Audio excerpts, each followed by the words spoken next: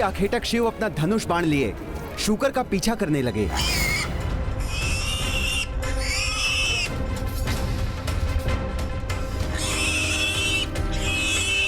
हिंसक शूकर भागते भागते उथत्ती की ओर आने लगा। भय के मारे उथत्ती के मुख से अकस्मात ही देवी आदिशक्ति का प्रथम बीज मंत्र प्रस्फुटित हुआ।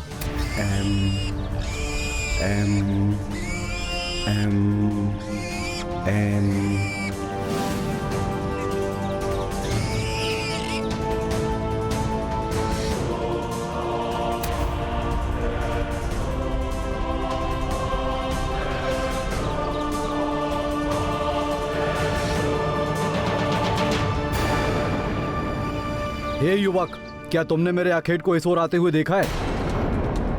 चुप क्यों हो? बताओ। उस शूकर को आखेट करके मैं अपने परिवार के लिए आज रात के भोजन का प्रबंध कर लूंगा। तुम्हें भी इसका पुण्य मिलेगा। बताओ, कहां छुप गया है वो शूकर? क्या करूं मैं? सत्य बोलता हूं तो एक जीव के प्राण की हानि होगी, और यदि असत्य बोलकर उस जीव की रक्षा करता हूं तो असत्य वाचन का दोष लगेगा, अधर्म होगा ये। फिर क्या किया उसने? उस दुविधा से कैसे मुक्त हुआ उतथ्य? बुद्धिहीन होकर भी उसने उचित निर्णय लिया।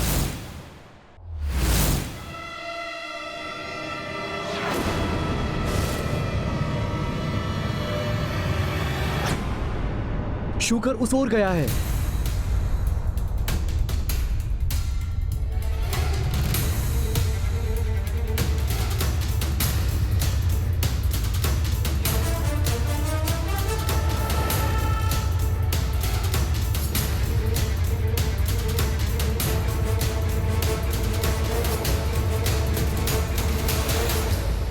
उस जीव के प्राण बचाने के लिए उतथ्य ने असत्य बोला, तब तो वो अवश्य ही भोले बाबा की परीक्षा में असफल हो गया होगा। हनुमान, असत्य बोलकर भी उसने धर्म का पालन किया था। उथत्य के झूठ बोलने से आखेटक क्रोधित हो उठा। तुमने मुझसे झूठ बोलने का दुस्साहस कैसे किया? सब तो यही कहते हैं कि तुम कभी भी असत्य वाचन नहीं करते हो। अब तुम्हें तुम्हारे दुस्साहस का दंड अवश्य मिलेगा। हाँ, मैंने असत्य बोला है, लेकिन मेरे छोटे से असत्य ने उस निर्दोष जीव के प्राण की रक्षा की है। मेरे इस छोटे से अधर्म से एक बड़ा धर्म का कार्य हुआ है। यदि आप मुझे दंड देना चाहते हैं तो मैं उसके लिए प्रस्तुत हूँ।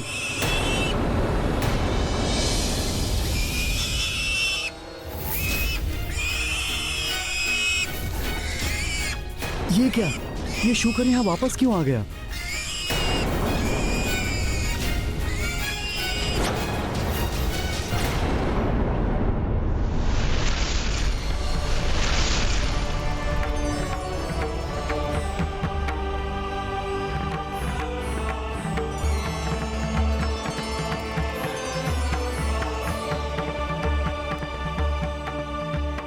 महादेव, महेश्वरी, नंदी जी, आप सबके दर्शन से इस मूर्ख उतत्य का जीवन धन्य हो गया। आप सबके चरणों में मेरा प्रणाम। उठो तथ्य, भले ही तुमने मिथ्या वचन कहे, किंतु कोई अधर्म नहीं हुआ है तुमसे। मेरी परीक्षा में सफल रहे तुम। मुझे दुविधा से उबारकर आपने मुझ पर बहुत बड़ा उपकार किया है प्रभु। तुम्हारा ये कृत्य संसार के समक्ष उदाहरण बनेगा कि असत्य संभाषण से यदि सबका कल्याण होता है तो वो सत्य धर्म नहीं होगा, और जिस सत्य से किसी निर्दोष का बुरा होता है वो सत्य होकर भी अधर्म कहा जाएगा। तुमने अपने असत्य से एक जीव की रक्षा करके यह सिद्ध कर दिया है उतथ्य कि बड़े उद्देश्य, बड़े कार्यों के लिए यदि छोटे नियम तोड़ना भी पड़े तो वो अधर्म नहीं कहलाते। मैं मूर्ख क्या जानूं माता कि क्या धर्म क्या अधर्म।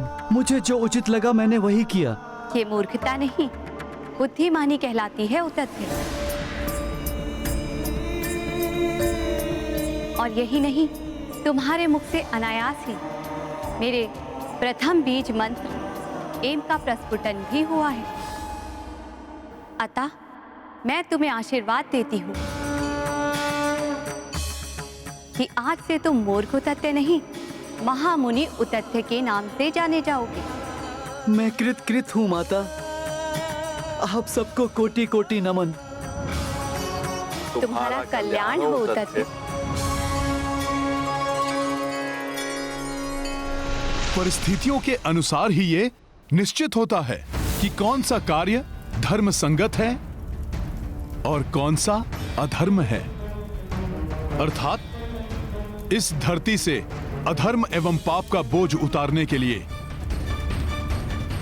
अधर्मी रावण का अंत होना आवश्यक है, और इसके लिए यहां से मृत्यु बाण को इस प्रकार ले जाना अधर्म नहीं है।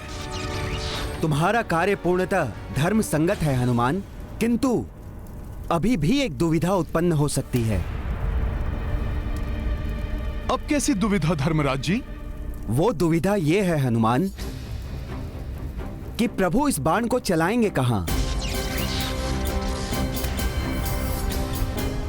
हनुमान, रावण को ब्रह्मदेव से आशीर्वाद स्वरूप अमृत की प्राप्ति हुई है, जिसे उसने अपने नाभि स्थल में धारण किया है। उसने नाभि स्थल को इसलिए चुना क्योंकि नाभि स्थल पर वार करना युद्ध के नियमों के विपरीत है। अतः मुझे संदेह है कि प्रभु युद्ध के नियमों के विरुद्ध ये कार्य कदापि नहीं करेंगे।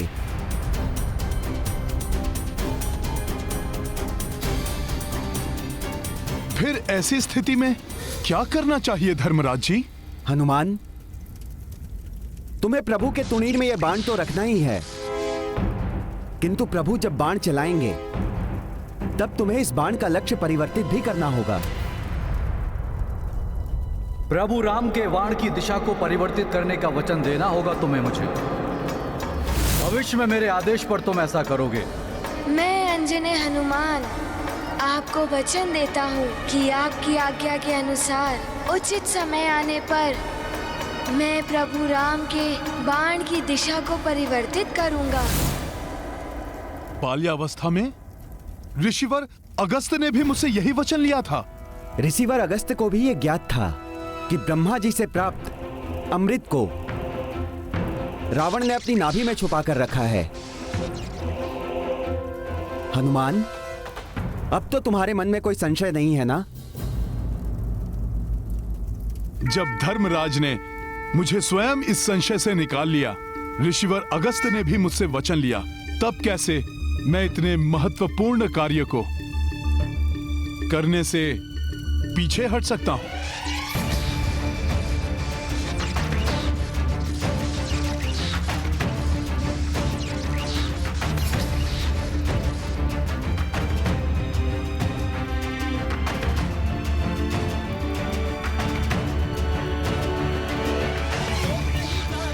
मैं प्रभु के तुणीर में यह बाण रखूंगा। समय आने पर इसका लक्ष्य परिवर्तन भी करूंगा। अब अधर्म का नाश होगा और धर्म की विजय होगी। विजय होगी। विजय होगी।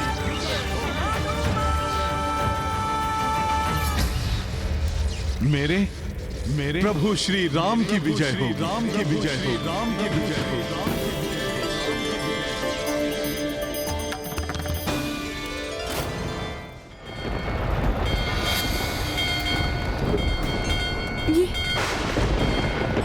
ये क्या? ये अकस्मात क्या होने लगा? कहीं ये किसी बड़े अशुभ का संकेत तो नहीं है? शब्द विजय पर्याय कपीसा, बल अपार मुख तेज रवीसा। रावण दुष्ट का मृत्यु बाणा, प्राप्त किए देखो हनुमाना। रघुनंदन रावण की लड़ाई, अंत चरण हनुमत पहुँचाई। काज प्रभु के कपि किए पूरे, इनके बिना रघुराई अधूरे। हनुमत की रुचिकर लीला राम भगत की जय जय जय रघुनंदन राम जय जय जय महाबली हनुमान।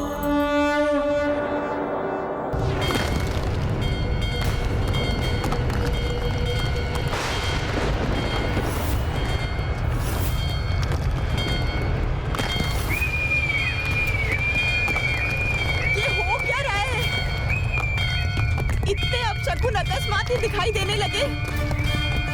कहीं कोई बड़ा अनर्थ तो नहीं? नहीं नहीं।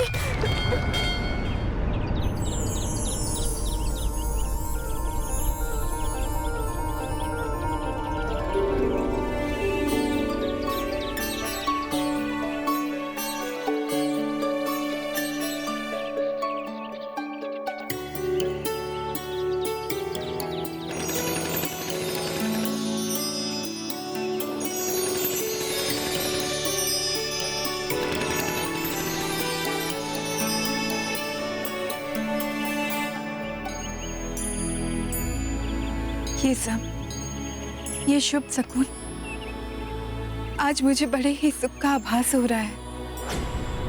अवश्य ही ये अपशकुन अनर्थ की ओर संकेत कर रहे हैं। प्रभु,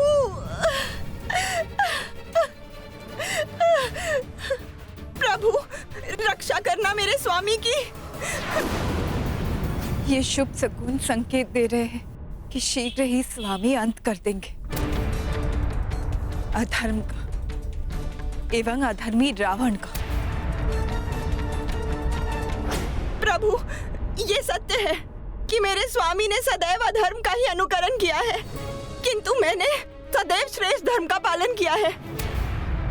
मैं अपने धर्म की दुहाई देती हूँ प्रभु, मेरे स्वामी की रक्षा करना, मेरे सौभाग्य सिंदूर को मत उजड़ने दीजिए प्रभु।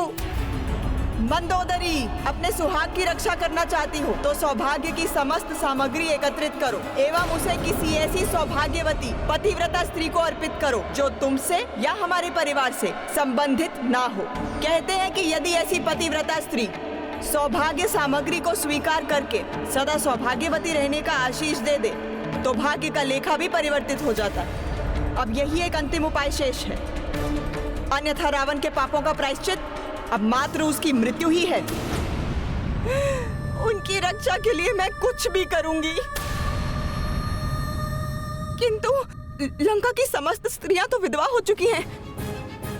सौभाग्यवती और हमारे परिवार की ना हो ऐसी कोई स्त्री तो शेष बची ही नहीं है लंका में। है, अभी भी एक स्त्री शेष है लंका में। कदाचित मेरे सौभाग्य से ही वो शेष बची होगी। कौन है वो? कहाँ है वो? अशोक वाटिका में, अर्थात देवी सीता।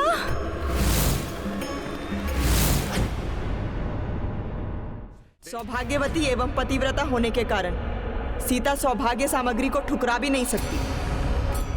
उसे तुम्हें सदा सौभाग्यवती रहने का आशीष देना ही पड़ेगा, और चूंकि वो स्वयं देवी लक्ष्मी का अंश है इसलिए उसके मुंह से निकला हुआ आशीष निष्फल नहीं हो सकता। किंतु सीता, मात्र सीता ही अब एक अंतिम आशा शेष है रावण के जीवन की रक्षा के लिए।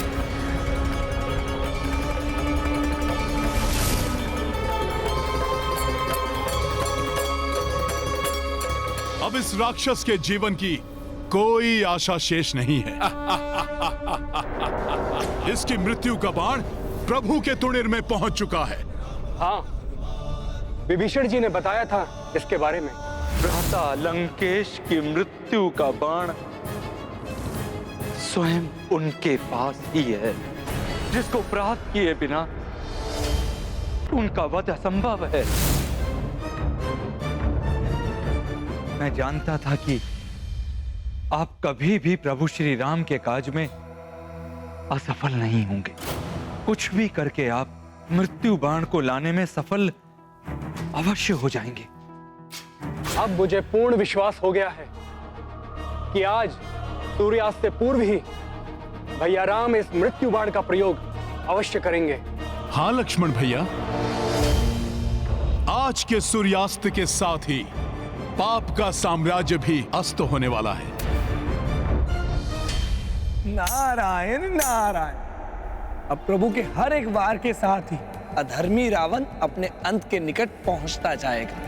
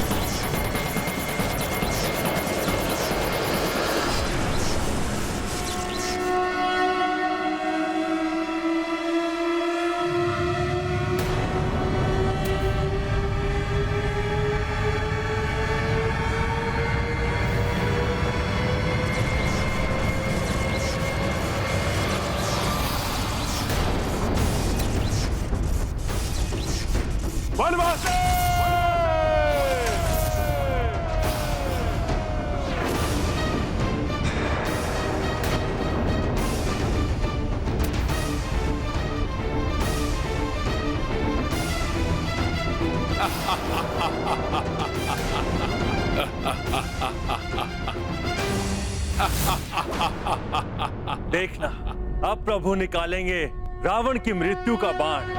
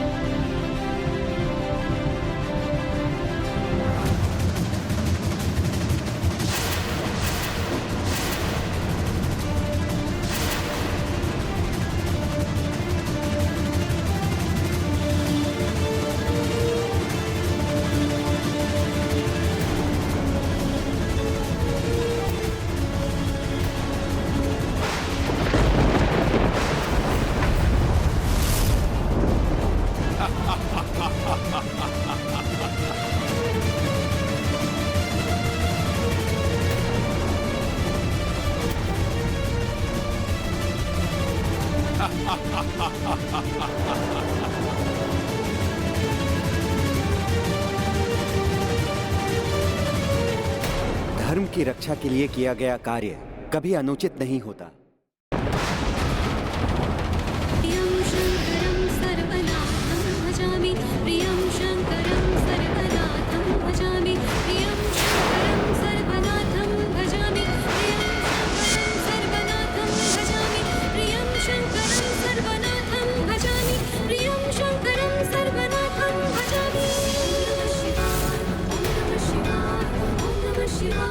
Om Namah Shivaya.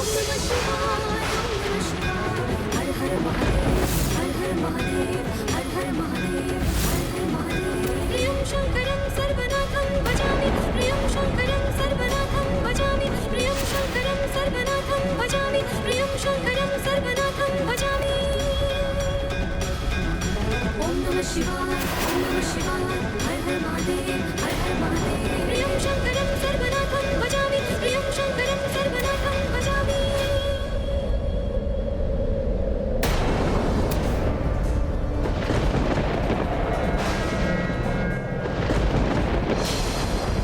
पूर्णतया सतर्क हूं। ऋषिवर अगस्त को दिए हुए वचन एवं धर्मराज जी के सुझाव के अनुसार मुझे बाण का लक्ष्य परिवर्तन करना है।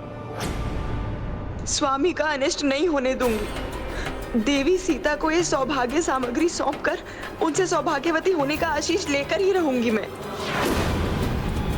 कितने भी कष्ट सहूंगी मैं, परंतु अपने स्वामी के जीवन पर आंच नहीं आने दूंगी। देवी मंदोदरी, उनके यहाँ आने का क्या प्रयोजन हो सकता है? नारायण नारायण। यदि प्रभु के मृत्यु बाण से प्रहार करने के पूर्व ही मंदोदरी ने देवी सीता को सौभाग्य सामग्री सौंपकर उनसे सौभाग्यवती भव का आशीष प्राप्त कर लिया, तो मृत्यु बाण भी प्रभावहीन हो जाएगा। रावण की मृत्यु पुनः टल जाएगी।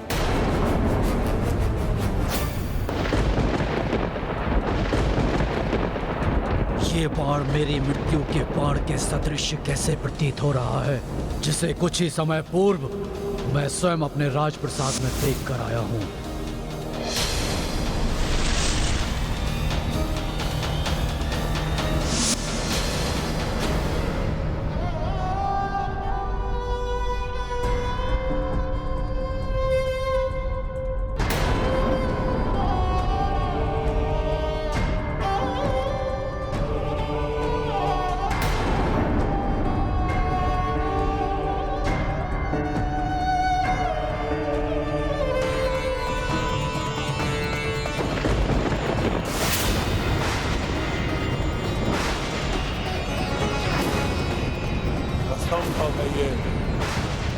जिसे मैंने स्वयं अपने हाथों से अभी सुरक्षित किया था, वो मेरी मृत्यु का बाण इस वनवासी के हाथों में अवश्य ही कोई छल है। मुझे भ्रमित कर भयभीत करना चाहता है ये वनवासी।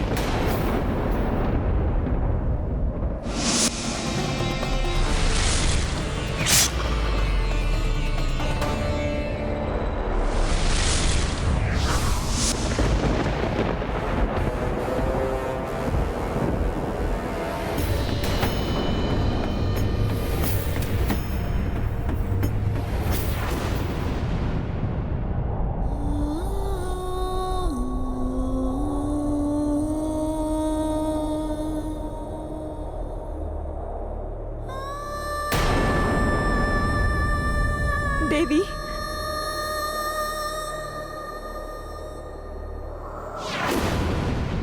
अनेक कष्ट उठाकर भी आपने पूर्ण निष्ठा से अपने पतिव्रत धर्म का पालन किया। मेरे हृदय में आपके लिए अपार श्रद्धा है। मेरा विश्वास कीजिए देवी, मैंने सदैव स्वामी के प्रत्येक अधर्म का विरोध किया है। देवी मंदोदरी, आपके प्रति मेरे हृदय में कोई द्वेष नहीं। मुझे ज्ञात है आप पूर्णतः निर्दोष हैं। देवी, एक नारी ही दूसरी नारी की पीड़ा को समझ सकती है। आज मैं एक अभागन पतिव्रता अपनी व्यथा दूर करने के लिए आपसे एक याचना करने आई हूँ। सच्चे हृदय से आपको कुछ देने और आपसे कुछ लेने आई हूँ। बस आप ये मत कहिएगा कि मेरी याचना स्वीकार करना आपके लिए असंभव है। रावण हूं मैं, किसी भी छल और किसी भी चाल में नहीं फंसूंगा। इससे पूर्व ये वनवासी कोई चतुराई दिखाए, उसके पूर्व ही मैं अपने सबसे घातक आसुरी अस्त्र का प्रयोग करूंगा।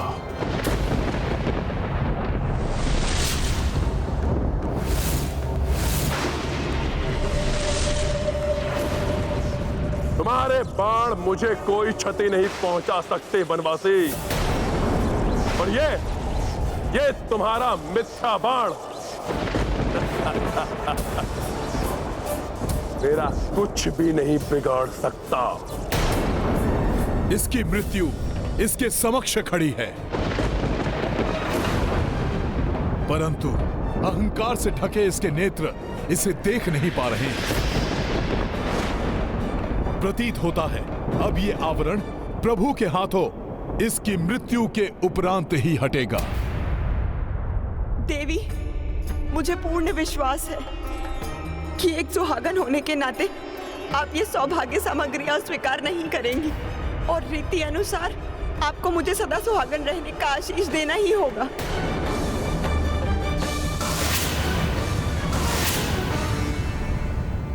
ये कैसी दुविधा में डाल दिया देवी मंदोदरी ने मुझे। मैं एक पतिव्रता सुहागन सौभाग्य सामग्री स्वीकार करने से मना नहीं कर सकती, परंतु धर्म और अधर्म के युद्ध में मेरे स्वामी मंदोदरी के पति से ही युद्धरत हैं, इसलिए उनकी इच्छा पूर्ण भी नहीं कर सकती मैं।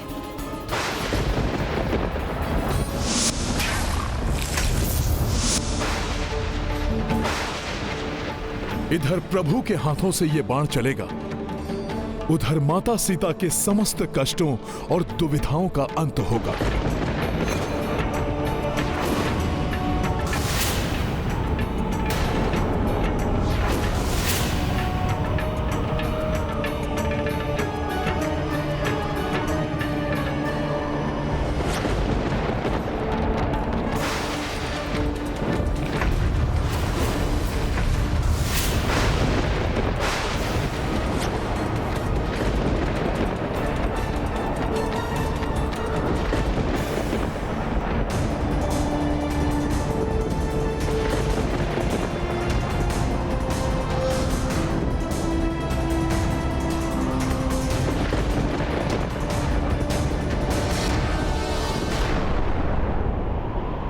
अपने दुष्कृत्यों से धर्म का नाश करने वाले रावण अब तुम्हारे सर्वनाश का समय आ गया।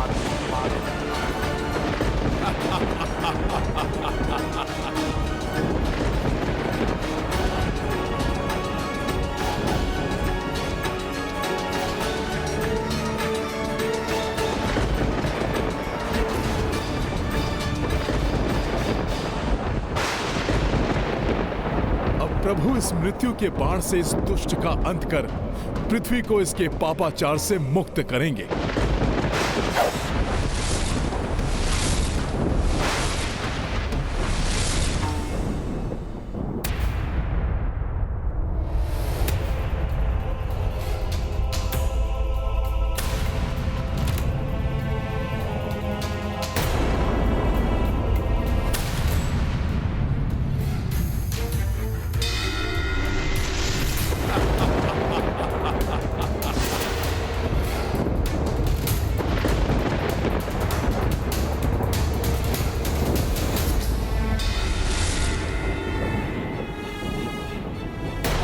हो गया, मेरे सुहाग की प्रतीक मेरी सिंदूरदानी गिर गई।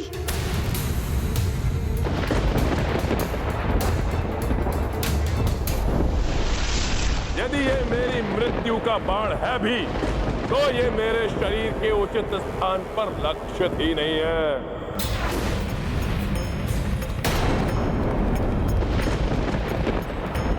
प्रभु राम के बाण की दिशा को परिवर्तित करने का वचन देना होगा तुम्हें मुझे।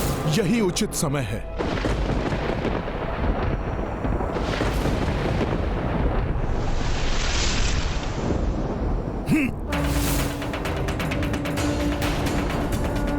नहीं बिखरने दूंगी सिंदूरदानी में संचित सिंदूर को, नहीं मिटने दूंगी अपने सुहाग की निशानी को मैं।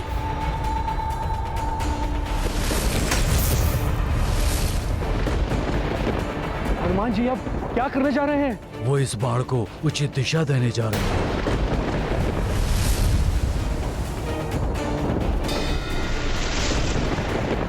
यदि हनुमान ने इस बाण को स्पर्श किया तो वो रावण वध में सौभाग्य बन जाएगी, जिससे प्रभु के एकाकी लड़ने का वचन खंडित हो जाएगा।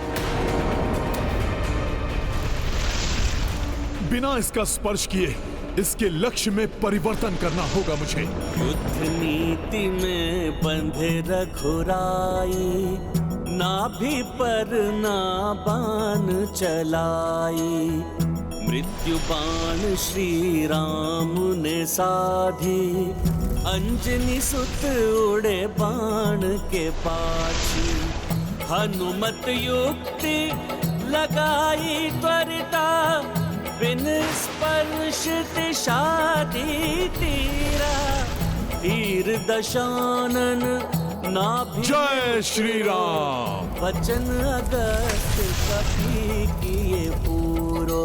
गाथा महाबली हनुमत की, रुचिकर लीला राम भगत की। जय जय जय रघुनंदन राम। हनुमान जी सफल हो गए, बिना बाण को छुए ही उसकी दिशा परिवर्तित कर दी।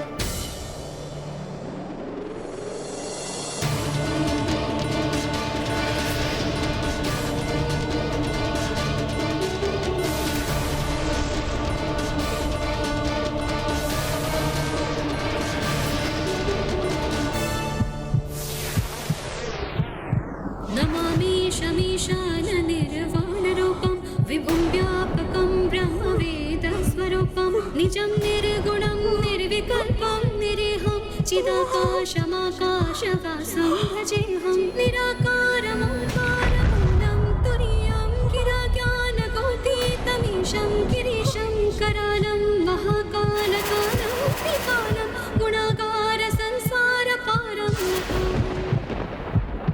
नहीं, ये नहीं हो सकता। मेरी नाभि स्थल में स्थित अमृत, मुझे अमृत प्रदान करने वाला अमृत मुझे छोड़कर नहीं जा सकता, नहीं जा सकता।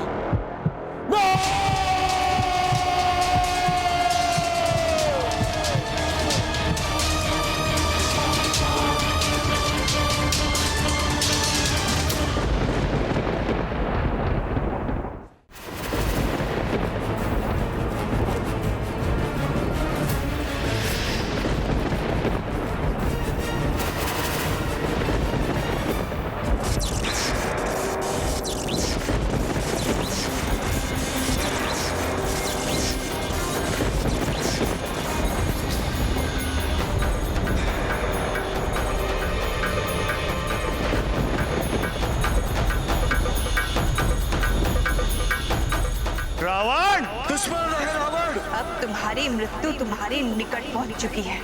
अपने नेत्र खोलो और देखो रावण। होगा तुम्हारा रावण। जो कुछ तुमने आज मुझसे छीना है, एक दिन वो सब कुछ तुमसे भी छीन जाएगा, और उस दिन समूचे राक्षस कुल के साथ तुम्हारा सर्वनाश होगा रावण, सर्वनाश होगा।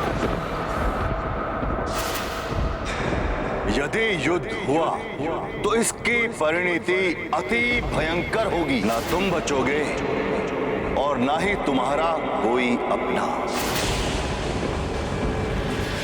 तुम्हारे इस दुष्कृत्य का प्रतिशोध मैं अवश्य लूंगी। पुनर्जन्म लेकर तुम्हारे ही विनाश का कारण बनूंगी। ये सीता उन्हीं वेदवती के प्रतिशोध की अग्नि है जो तुम्हें जलाकर भस्म करने आई। तुम्हारी मृत्यु तुम्हारे निकट पहुंच चुकी है, मेरे स्वामी और सेवक हनुमान के रूप में। अब अंत होगा तुम्हारे पाप के साम्राज्य का, अंत होगा अधर्म का, अंत होगा तुम्हारा रावण।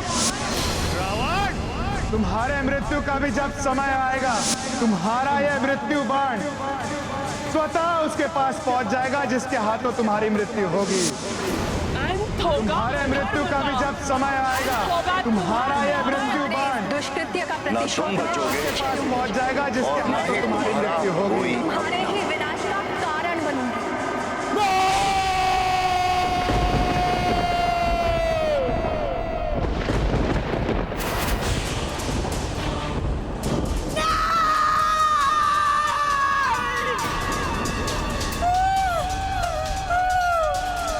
सर्वनाश! घोर सर्वनाश!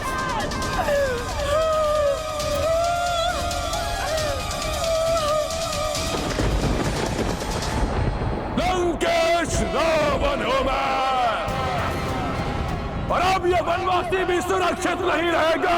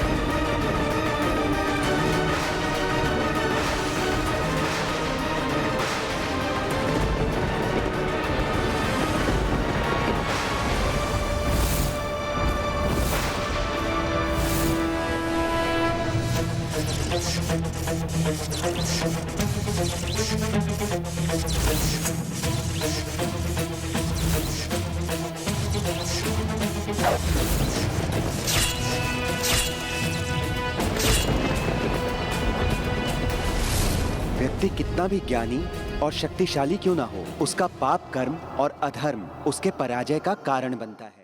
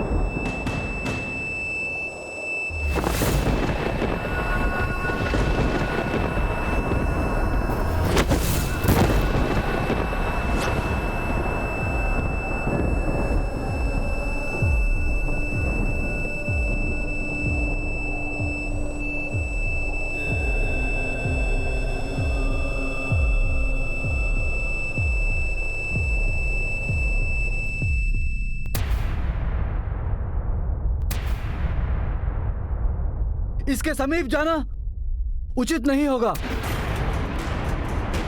संभव है ये भी इस दुष्ट की कोई माया हो।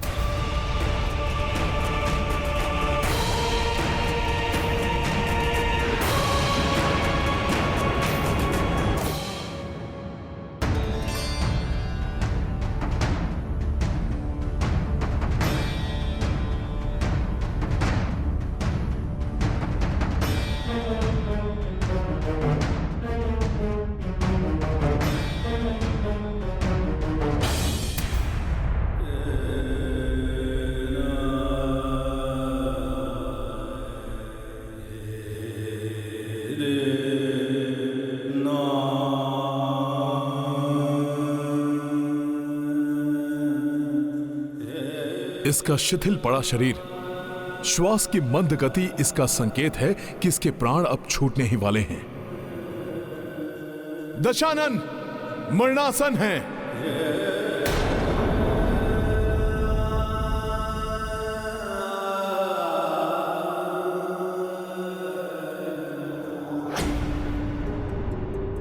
स्वामी के जीवन दीपक की लौ मंद कैसे पड़ गई?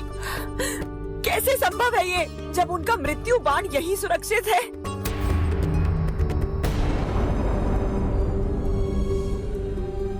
ओम ओम जोम शाह, ओम जोम सोम स्वाहा, ओम जोम सोम स्वाहा, ओम जोम सोम स्वाहा।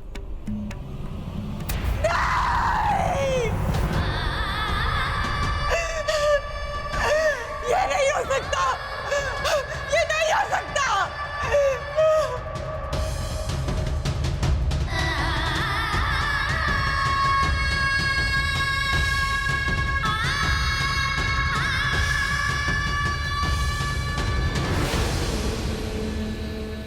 अपनी अंतिम सांसें गिन रहा है ये दुष्ट। अंततः धर्म ने अधर्म को परास्त कर ही दिया।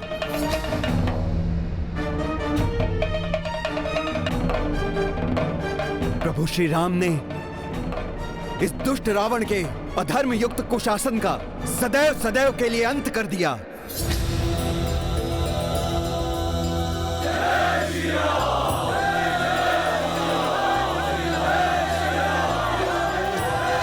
जय श्री राम, जय श्री राम, जय श्री राम।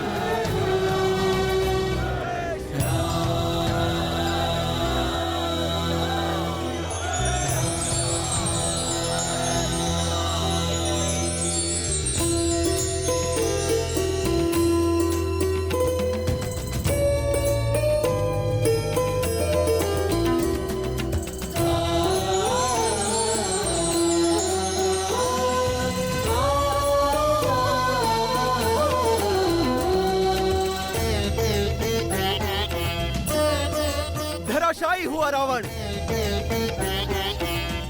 प्रभु श्री राम ने इस दुष्ट का अंत कर दिया। धर्म की जीत हुई है, विजय हुए हैं हम। जय श्री राम। रुकिए, रुक जाइए आप सभी। ये क्या कर रहे हैं आप? आपका ये कृत्य प्रभु श्री राम के सैनिकों को शोभा नहीं देता। युद्ध में पराजित योद्धा का सम्मान करना भी एक योद्धा का परम धर्म होता है। लंकेश के अधर्म और अहंकार हमारे वास्तविक शत्रु थे इस युद्ध में। उनका नाश होने पर उनसे मुक्त शूरवीर योद्धा रावण के मरणासन शरीर का अपमान सर्वथा अनुचित है। इसलिए अब इन्हें वीर गति प्राप्त होने के पूर्व शांति पूर्वक इन्हें अपनी अंतिम श्वास लेने दीजिए। अधर्म की पराजय पर आनंदित होने के साथ हमें यह भी नहीं भूलना चाहिए कि आज संसार एक महाज्ञानी खो रहा है।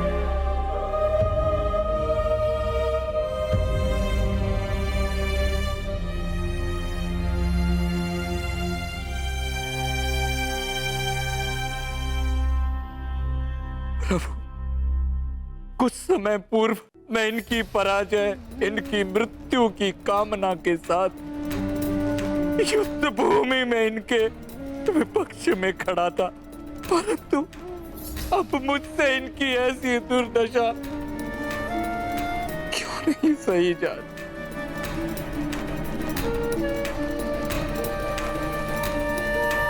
विभीषण जी, जैसा अभी हनुमान ने भी समझाया था, जिसके विरुद्ध आप युद्ध कर रहे थे वो एक अहंकारी अधर्मी है, परंतु अब जिसके लिए आप द्रवित हो रहे हैं वो आपका अग्रज भ्राता है। उनके लिए दुखी होना पूर्णतया उचित है, इसलिए जाइए विभीषण जी, रावण के अंत के क्षणों को व्यर्थ मत गवाइए। अपने भ्राता के इन अंतिम क्षणों को अपने भ्राता के साथ ही बिताइए।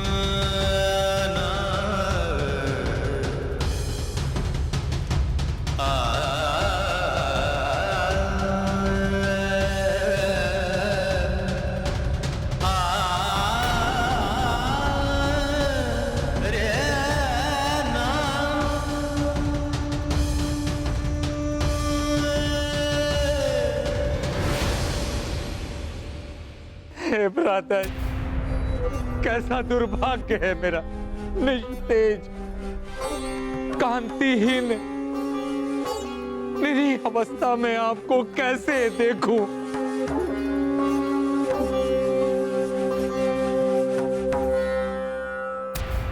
आपको बारंबार समझाया मैंने, परंतु आपको अधर्म से रोकना मेरे लिए असंभव हो गया था।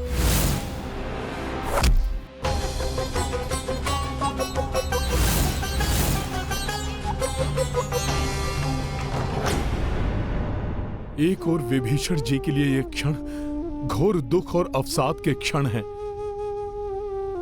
क्योंकि वो आज अपने अग्रज को खो रहे हैं, परंतु वहीं दूसरी ओर ये अत्यंत शुभ और प्रसन्नता से परिपूर्ण पल भी है, क्योंकि अब शीघ्र ही प्रभु श्री राम से माता सीता का सुखद पुनर्मिलन होगा। देवी मंदोदरी की व्यथा ने मुझे व्यथित कर दिया है। दुष्ट रावण के कुकर्मों का फल आज उन्हें और संपूर्ण लंका को भी भुगतने पर विवश होना पड़ा है। परंतु आज ये अस्त होते सूर्य देव की शुभ्र आभा को देखकर ऐसा प्रतीत हो रहा है जैसे वो अस्त नहीं उदित हो रहे हो।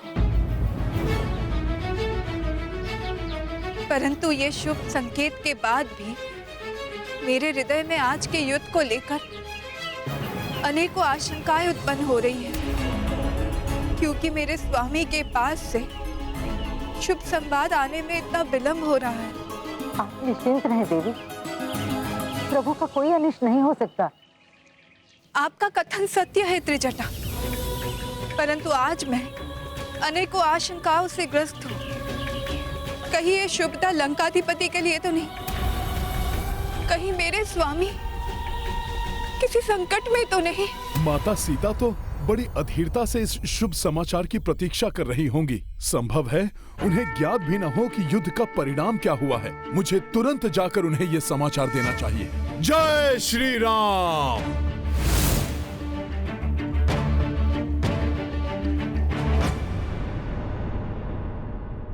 मुझे इसी परिणाम का भय था भ्राता श्री। आज आपकी ऐसी दुर्दशा मुझसे नहीं सही जा रही है, नहीं सही जा रही।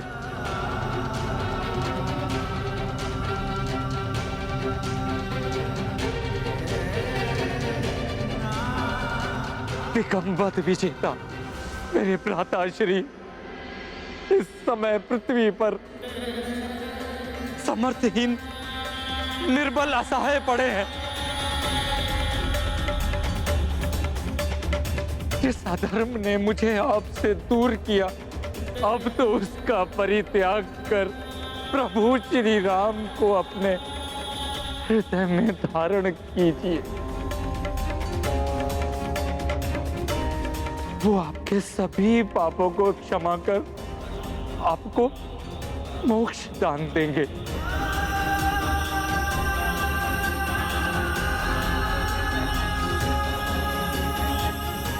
शरणागत वत्सल प्रभु श्री राम के शरणागत बनी।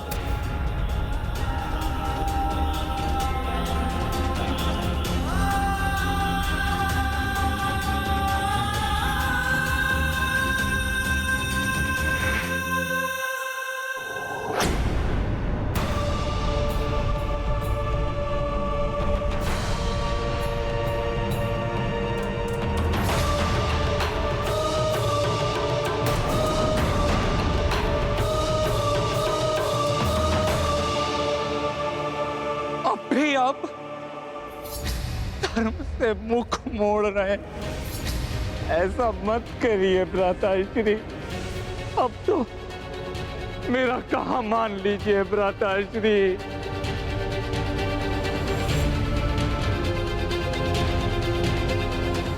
अनेकों मायावी और वरदानी शक्तियों का स्वामी अहंकारी हठी रावण विजय प्राप्ति के लिए कुछ भी कर सकता है।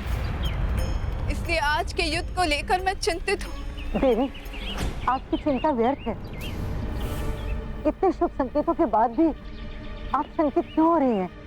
नहीं त्रिजटा, कभी कभी ये शुभ संकेत भी भ्रामक हो जाते हैं। देवी मंदोदरी का यहाँ से व्यग्र होकर जाने से मुझे आभास हुआ है कि यहाँ लंका में आज एक नवीन प्रारंभ होने वाला है। आज यहाँ एक निर्णायक परिवर्तन होने वाला है।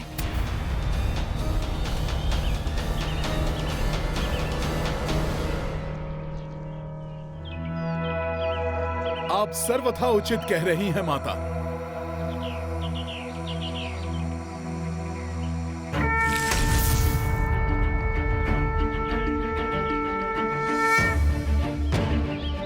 प्रणाम माता। यहाँ आने वाला परिवर्तन अशुभ नहीं अपितु अत्यंत शुभ है। पुत्र, तुम्हारे मुख के भाव से ऐसा प्रतीत हो रहा है कि तुम जो भी समाचार लाए हो उसको कहने के लिए अत्यंत आतुर हो। हाँ माता, मेरे अंतर का उल्लास ही मेरे मुख से व्यक्त हो रहा है, क्योंकि मैं आपको प्रभु श्री राम की अधर्म पर धर्म की विजय की शुभ सूचना देने प्रस्तुत हुआ हूँ माता।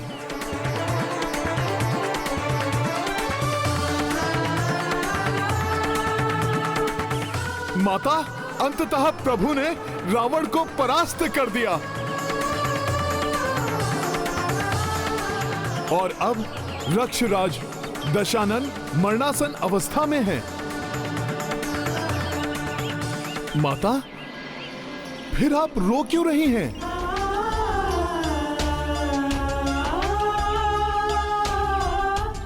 माता, मैं तो शुभ संदेश लेकर आया हूं, परंतु वो सुनकर आपके नेत्रों से यह अश्रुधारा क्यों बहने लगी? जय श्री राम।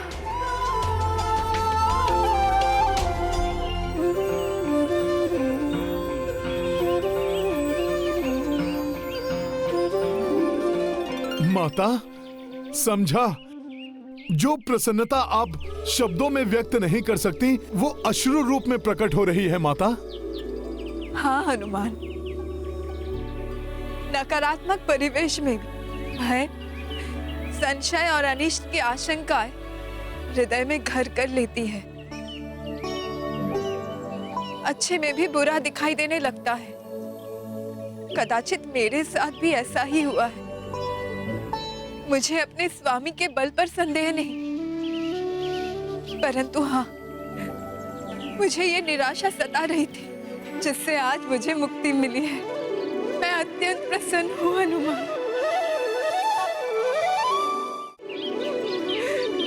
मैं अत्यंत प्रसन्न हूँ हनुमान। परंतु मेरे स्वामी की विजय का श्रेय तो तुम्हें ही जाता है। तुम्हारे बिना ये संभव नहीं था हनुमान। जो कुछ भी तुमने किया उसके लिए तुम्हारा धन्यवाद करने के लिए शब्द ही नहीं है मेरे पास। माता, ऐसा ना कहें। मैं तो मात्र प्रभु श्री राम का एक सेवक हूं। माता, मैंने जो भी किया वो तो उन्हीं के नाम की महिमा का परिणाम है। और माता, प्रभु ने तो अंतिम युद्ध एकाकी ही लड़ा था, जिससे आपको कष्ट देने का दंड उस दुष्ट को वे स्वयं दे सकें। माता, यहां आपने अनेक यातनाएं भोगी हैं। माता, अब दुख के मेघ सदा के लिए छट जाएंगे। माता, अब शीघ्र ही वो शुभ घड़ी आएगी जब प्रभु और आपका सुखद मिलन होगा। माता, मुझे विश्वास है प्रभु श्री राम आपको शीघ्र ही अपने समीप बुलाने का प्रबंध करेंगे।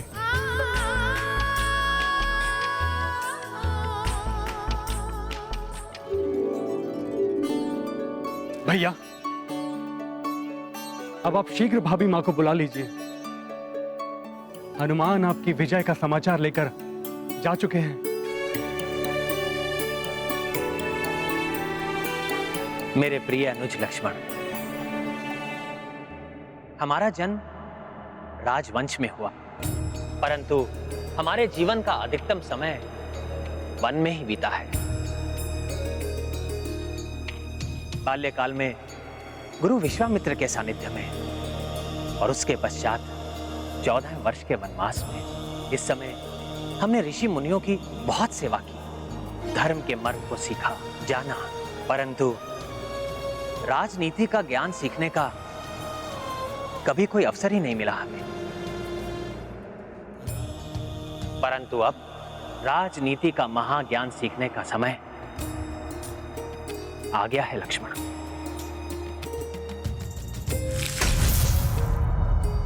और लक्ष्मण, राजनीति के परम ज्ञाता दशानन रावण से उत्तम गुरु और कौन हो सकता है। इसलिए जाओ लक्ष्मण, राजनीति के महाज्ञाता रावण से महाज्ञान प्राप्त करो।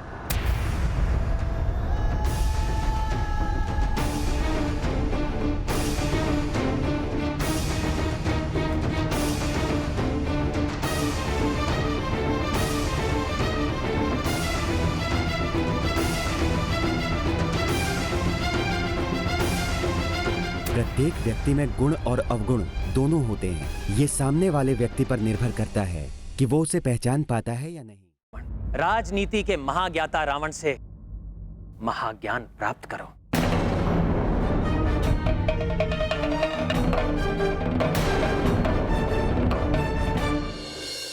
भैया, मैं कल्पना में भी आपकी आज्ञा का उल्लंघन नहीं कर सकता, परंतु अधर्मी रावण से ज्ञान प्राप्त करने का क्या औचित्य है, मैं समझ नहीं पा रहा हूं भैया। लक्ष्मण भैया, रावण युद्ध भूमि में अपनी अंतिम श्वास गिन रहे हैं। वो राजनीति के महाज्ञानी, राजकाज में दक्ष, महाप्रतापी दशानन रावण हैं, जिन्होंने उद्दंड और उपद्रवी राक्षसों को नियंत्रित कर उन पर एक छत्र शासन स्थापित किया। उन्हें अपने एक संकेत पर अपने प्राण न्यौछावर करने वाले रक्ष वीरों में परिवर्तित किया। परंतु हनुमान, ऐसे ज्ञान का क्या लाभ जो इतने भयंकर अंत से भी रावण की रक्षा न कर सका।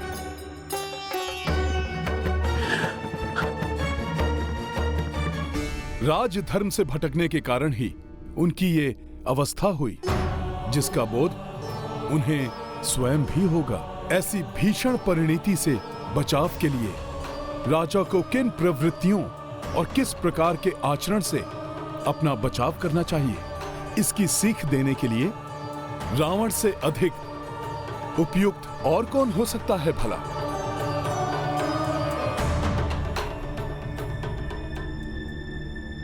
हनुमान का कथन सर्वथा उचित है लक्ष्मण।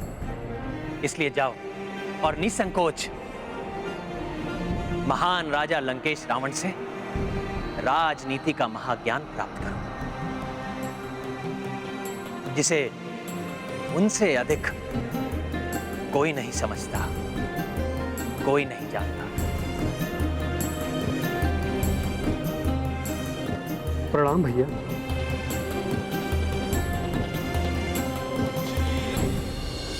राजहंस के समान नीर शीर विवेकी हैं प्रभु श्री राम। जैसे राजहंस नीर और शीर को पृथक करने की अद्भुत क्षमता रखते हैं, उसी प्रकार प्रभु श्री राम अपने परम शत्रु के गुण और दोष को पृथक कर उसके दोष के लिए दंड और गुणों के लिए सम्मान देने की बुद्धिमता रखते हैं। इसलिए उन्होंने लक्ष्मण को रावण से शिक्षा प्राप्त करने के लिए भेजने का निर्णय लिया है और उनके परम भक्त हनुमान ने भी उनके संस्कार को भली भांति ग्रहण किया है। इसलिए वो भी रावण के श्रेष्ठ गुणों को समझकर लक्ष्मण को रावण के पास जाने के लिए मना पाए।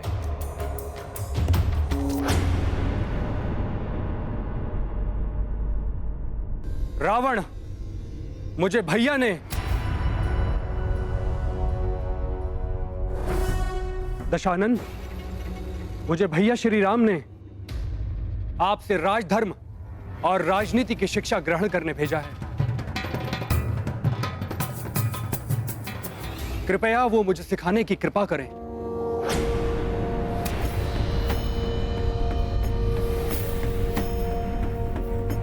मैं पुनः आग्रह करता हूं, मुझे अपने अग्रज के आदेश को पूर्ण करने दें।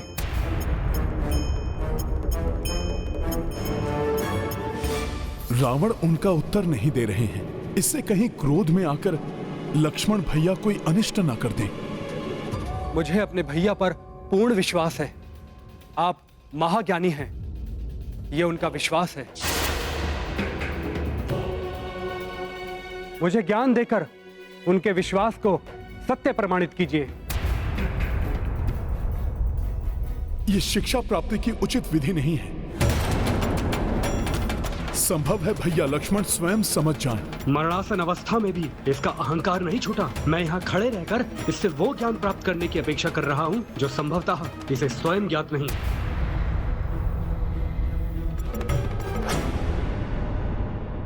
मैं क्षमा चाहता हूँ भैया, परंतु उस दंभी रावण ने मेरी ओर देखा तक नहीं। कदाचित उस पापी को राजधर्म का कोई ज्ञान है ही नहीं।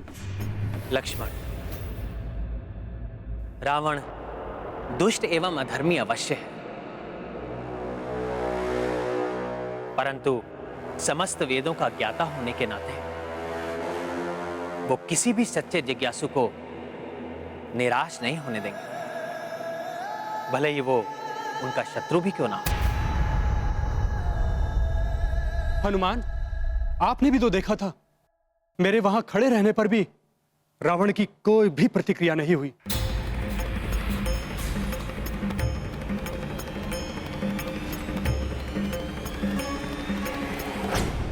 लक्ष्मण भैया, आपने वहां जाकर 2 बार अनुरोध अवश्य किया, परंतु शिक्षार्थी की विनम्रता धारण किए बिना तो रावण आपको शिक्षा क्यों देते? लक्ष्मण भैया, जिनसे ज्ञान प्राप्त करना हो उनके शीश की ओर नहीं, अपितु उनके चरणों में जाकर विनय पूर्वक निवेदन करना अनिवार्य होता है। सत्य कहा हनुमान ने लक्ष्मण। तुम रावण के समीप उसी भाव से जाओ जिस भाव से तुम गुरु वशिष्ठ जी के पास जाते। गुरु से कुपित होकर, उसको हीन समझकर कोई कैसे ज्ञान प्राप्त करने की अपेक्षा कर सकता है? मैं अपनी भूल के लिए क्षमा चाहता हूं भैया। मैं पुनः रावण के समीप जाकर उनसे विनम्र भाव से अनुरोध करता हूं।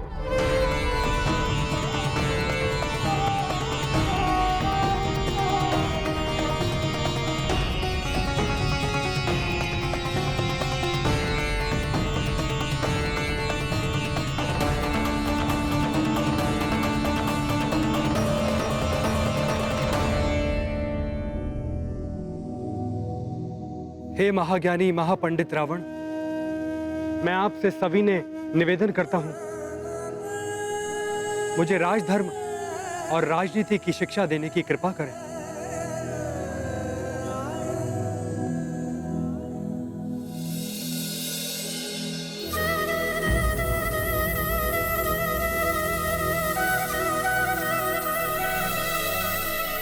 कितने शीघ्र राम और हनुमान लक्ष्मण को कुपथ से सुपथ पर ले आए। कितना प्रभावशाली, कितना संस्कारी, दिव्यता से परिपूर्ण व्यक्तित्व है इन दोनों का।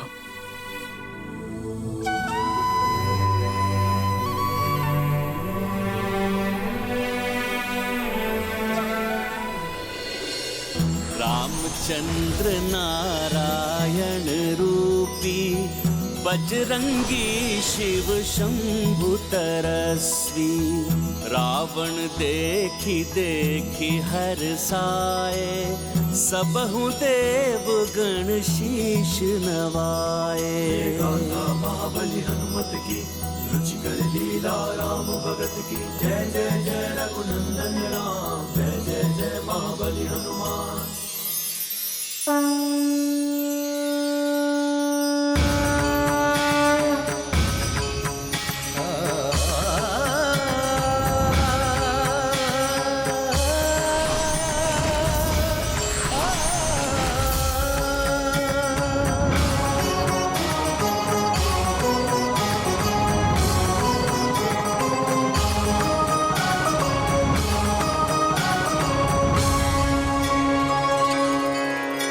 हे दशानन, क्या आप मुझे शिष्य रूप में स्वीकार करने की कृपा करेंगे? स्वयं नारायण और महादेव ने आपको मेरे पास भेजा है लक्ष्मण, स्वीकार करने की दृष्टता नहीं कर सकता। भ्राताश्री, मैं आप में इस परिवर्तन की प्रतीक्षा कितने समय से कर रहा था। मेरे पास आने से पूर्व ही प्रथम शिक्षा तो प्रभु श्री राम और हनुमान ने दी है आपको। सर्वप्रथम एक राजा का धर्म विनम्रता है। इस ज्ञान को कभी स्वीकार नहीं कर सका, इसलिए मेरा ये दुर्दांत अंत हो रहा है। ये तो श्री राम की महानता है, जो सर्वज्ञात होते हुए भी उन्होंने आपको मुझसे ज्ञान प्राप्त करने के लिए भेजा।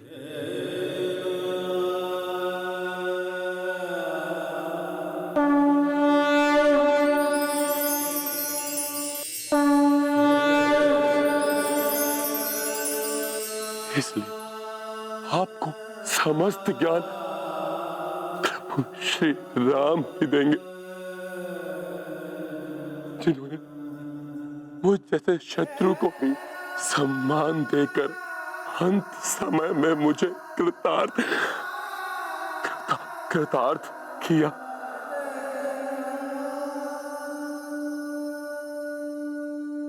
यदि मुझ में शक्ति शेष रहती तो मैं स्वयं उठकर उनके चरण स्पर्श करने जाता, क्षमा याचना करता मैं उनसे, परंतु मेरे पापों ने मुझे इसमें भी असमर्थ कर दिया। इसलिए यदि वो चाहते हैं कि मैं आपको शिक्षा प्रदान करूं, तो मैं ये कार्य सहर्ष करूंगा।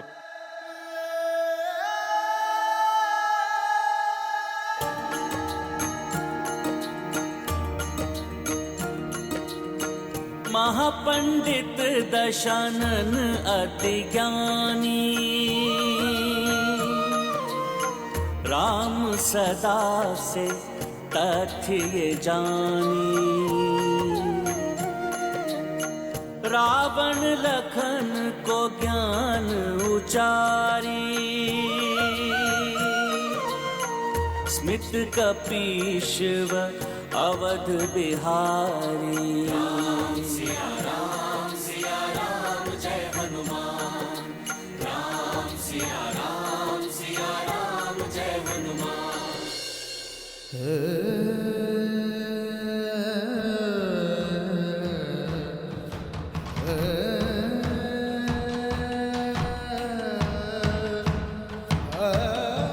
मैं आपको इतना ही ज्ञान दे सकता था लक्ष्मण।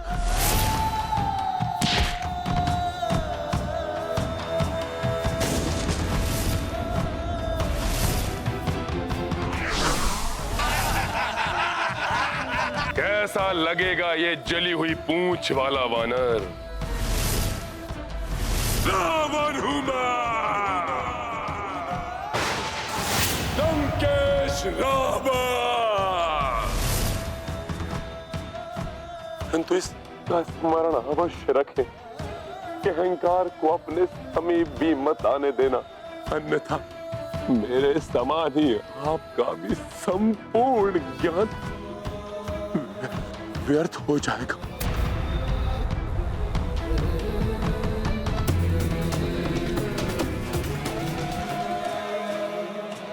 महाज्ञानी महापंडित होने के बाद भी मैं ये भेद नहीं जान पाया कि श्री राम ही परम ब्रह्म ईश्वर है।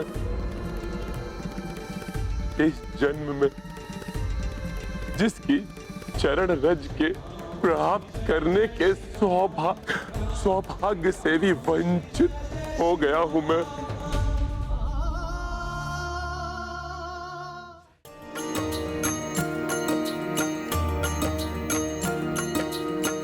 दिव्य रूप दर्शन दे डारी। राम हरि कपि शिव भंडारी। विष्णु विश्व रूप रघुराई। शांति पुंज शंकर कपि भाई।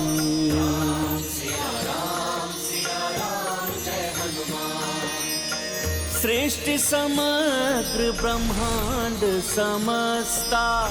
शिव विष्णु मह उपजेव अस्ता। जीवन मरण के ये ही नियंता। ये ही आदि और ये ही अनंता।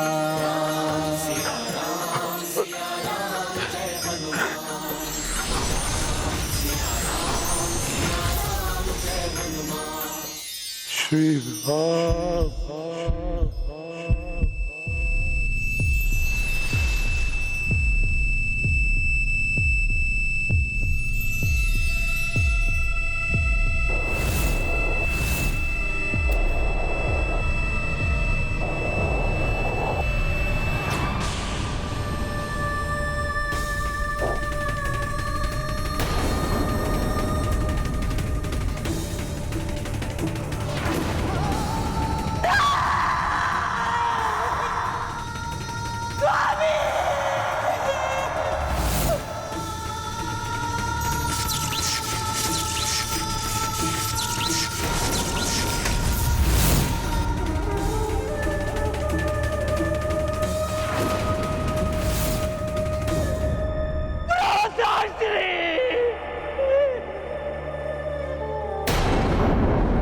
भगवान शिव के लिए रावण की अतुलित भक्ति का ही परिणाम है कि प्रभु श्री राम के हाथों मृत्यु पाकर उसे मोक्ष प्राप्ति का सौभाग्य मिला।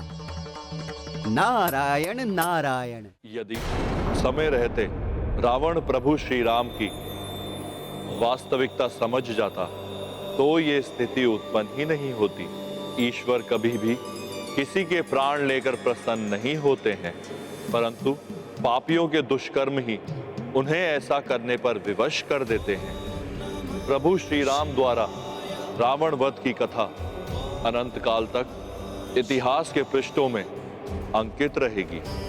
ये अविस्मरणीय कथा भावी पीढ़ियों के लिए एक प्रेरणा स्रोत भी बनेगी। आज विजयदशमी का दिवस भविष्य में सभी मनुष्य को अपने भीतर रावण के वध के लिए प्रेरित करेगा। वास्तव में सभी के भीतर इंद्रिय रूपी 10 शीश रूपी रावण होता है। 5 वश, 5 शीश, पंचम ज्ञान इंद्रियों के प्रतीक हैं। छछोर, नासिका, जीवा, श्रोत और त्वाप जो मनुष्य द्वारा परिवेश से सीखे ज्ञान को परिलक्षित करती है। अन्य 5 शीश कर्म इंद्रियों के प्रतीक हैं। पनी, वाद, पद, उपास्था एवं वायु और जब ये 10 इंद्रियां मनुष्य को अपने वश में कर लेती हैं तो 10 शीश वाले रावण बन जाती है, जो मन रूपी सीता का हरण कर उसे अपने वश में कर लेती है। ऐसी अवस्था में इन 10 इंद्रियों के दमन के पश्चात ही मन रूपी सीता का मिलन आत्मा रूपी राम से होता है। अर्थात प्रभु श्री राम की इस लीला में ही सर्व जगत के जीवन का सार छिपा है। परंतु फिर भी अधिकतम मनुष्य इसे समझने में अक्षम रहते हैं।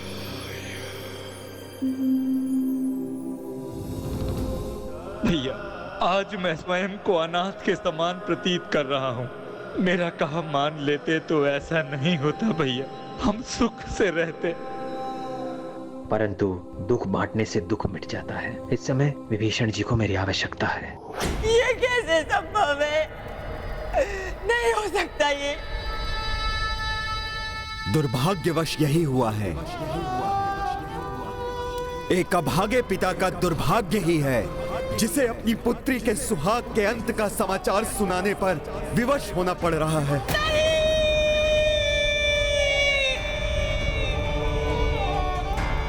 परंतु दशानन के साथ अन्याय हुआ है पुत्री।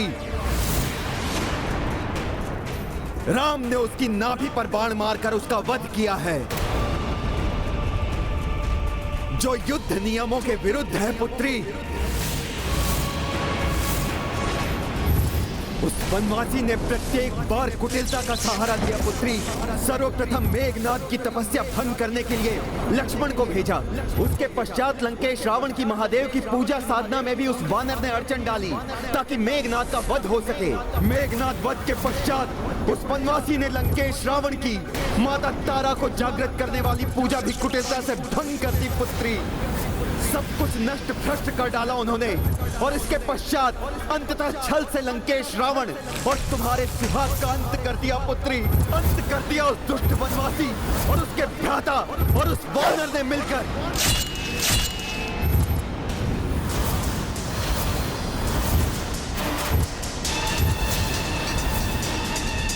लक्ष्मण, हनुमान और राम सभी ने अधर्म किया है। घोर अन्याय हुआ है इस पतिव्रता के साथ। छल से वध हुआ है मेरे स्वामी का। अधर्म है ये, घोर अधर्म।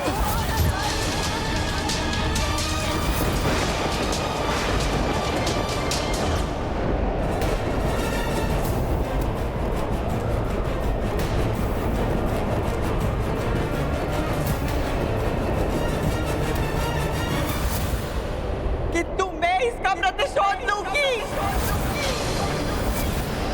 मैं अपने पतिव्रत शक्ति के श्राप से राम को उनकी सेना सहित भस्म कर दूंगी।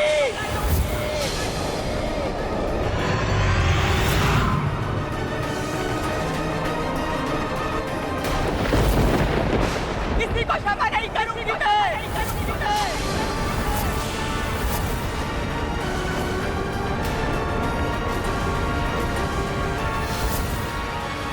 व्यक्ति यदि समय रहते सत्य को पहचान ले तो स्वयं का जीवन सुधार सकता है।